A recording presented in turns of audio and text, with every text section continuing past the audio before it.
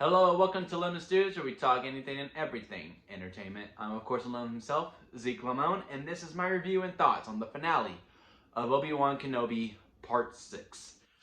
Now, if you've been with me for this whole ride, I'm just going to say before here to determine whether, if it was better, if I think it would have been better suited as a movie, or they did alright with a TV show. And also, of course, by the title, judge if it was good or not. um, to me personally, I believe I said in my episode 5 review, like I was ready to get hurt again. I don't think 6 episodes is a TV show anymore. I think the Marvel Cinematic Universe has proven that time and time again. It's not a TV show. You cannot do a beginning, middle, and end. I get 2 episodes per each act, but it just, when you get to the finale, it just really starts to feel rushed. And I think it was in the same case with this episode as well. A lot of things were rushed big time with this. There are some great peak Star Wars stuff that, fans really wanted to see as far as fan service goes. Like, spoiler alert, I guess I should have been saying this the whole time. Spoiler review for these.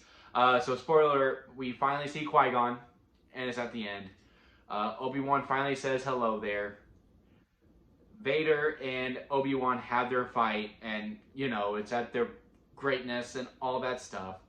I mean, the best scene in the whole entire movie is when Obi-Wan wins and the mask is destroyed, and you see Anakin's face, and the voices are like going in and out between James Earl Jones and Hayden Christensen. It's beautiful with the way, it's talking back and forth and all that stuff. I really wish, the only thing I would have wished that would have made that scene a little bit better to me, honestly, is if we would have got the, she still believed there was good in you.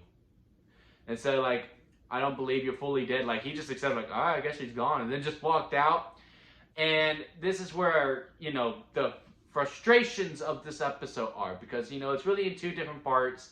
And then, 3 really, because there's the 2 different storylines going on in the finale, where it's basically Obi-Wan versus Vader, and then Reva versus Owen, and the other storyline. First of all, I don't know why Reva's trying to kill Luke. I truly don't. I didn't rewatch episode 5. Maybe I should have, but I really don't remember him going "Hey, Vader's son is on Tatooine. I'm gonna go look over him." I don't remember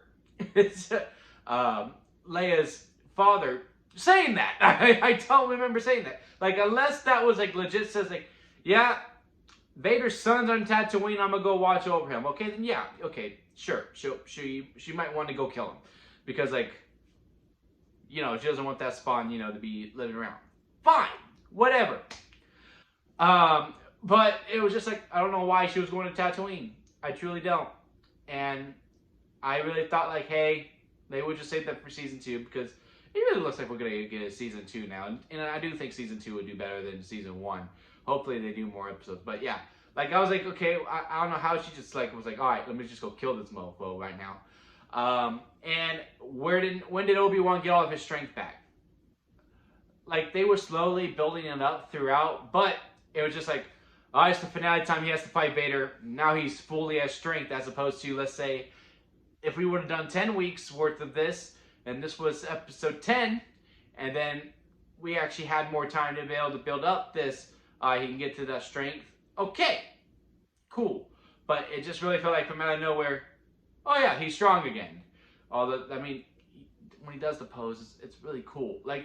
That's really what I really feel us as fans is just yeah, sure, narratively and all that stuff, it really doesn't really make that much sense given the confines of what we've seen of the show.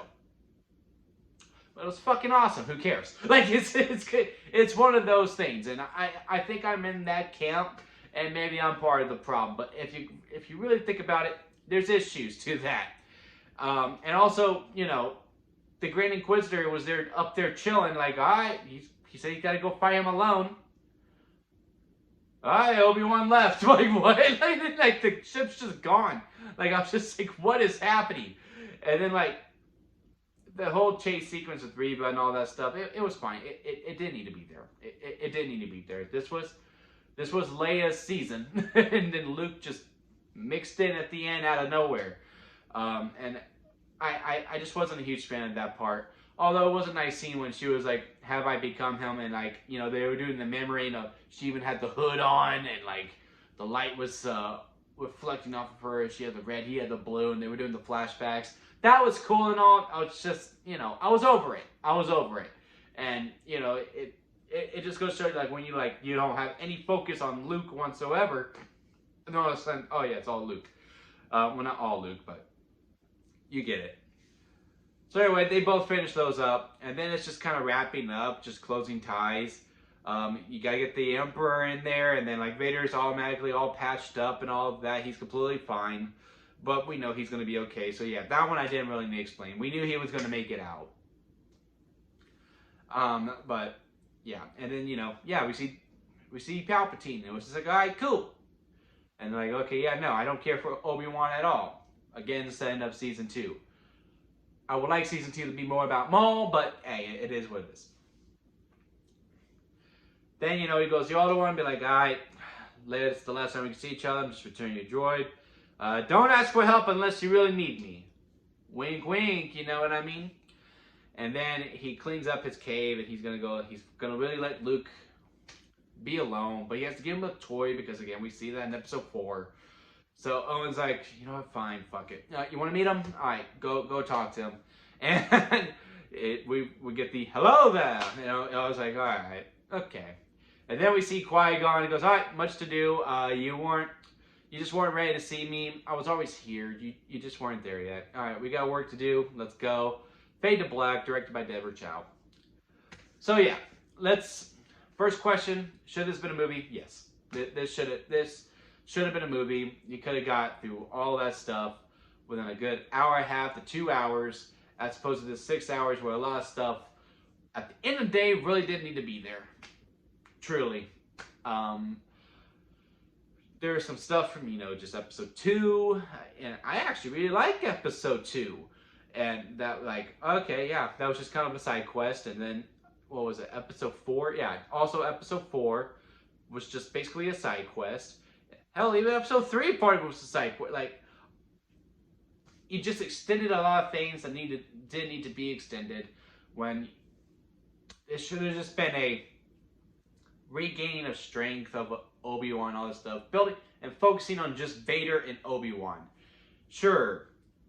Yeah, also Reva goes and we're like, all right, yeah, you could go be free, Reva, because, you know, we got a spin-off show to do with you. And I actually don't mind the character of Reva. I truly don't. It was just like, it was clear from the get-go, this show was used to put her over. And that's fine, just don't lose your focus of Obi-Wan. And I feel like, you know, if we would have done a movie, this would have been, you know, the main focus would have been Obi-Wan. And this show really wasn't. But hey, you gotta extend the universe, and that's fine.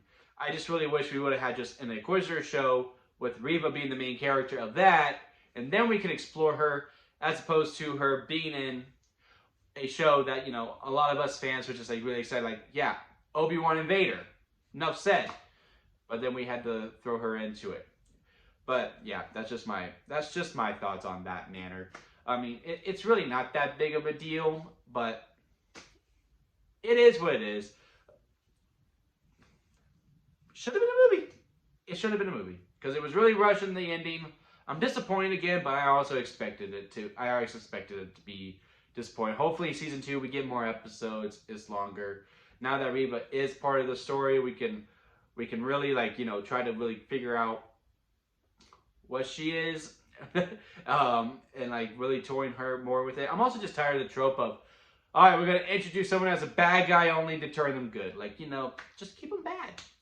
You could give bad characters nuance and still keep them bad. But hey, I'm just ranting. I don't want to be part of the crowd that, you know, sucks.